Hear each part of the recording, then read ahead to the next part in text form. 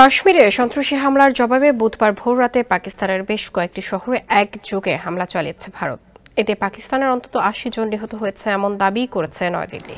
আর পাকিস্তান এই হামলাকে স্পষ্ট যুদ্ধ ঘোষণার কার্যক্রম বলে ঘোষণা করেছে।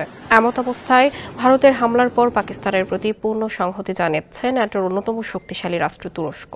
বুধবার তুরস্কের রাষ্ট্রদূত পাকিস্তানের পররাষ্ট্রমন্ত্রী ইসাক দারের সঙ্গে সাক্ষাতে সমর্থন ব্যক্ত করেন। পাকিস্তানের সংবাদ মাধ্যম জিও নিউজ এ তথ্য জানিয়েছেন। পাকিস্তানের পররাষ্ট্র মন্ত্রণালয় জানিয়েছে, আঞ্চলিক উত্তেজনার মধ্যে আঙ্কারার পক্ষ থেকে পাকিস্তানের প্রতি সংহতি পুনর্ব্যক্ত করেছেন দেশটির নিযুক্ত তুরস্কের রাষ্ট্রদূত। স্যান্ডেলিনা সো, রূপচর্চায় আভিজাত্য। পররাষ্ট্র দপ্তরের মুখপাত্র শফকাত আলী খান জানান, উভয় পক্ষই আঞ্চলিক নিরাপত্তা পরিস্থিতি নিয়ে আলোচনা করেছে। এছাড়া দ্বিপাক্ষিক সহযোগিতা আরও জোরদার করার প্রতিশ্রুতি পুনর্ব্যক্ত করেছে তুরস্ক।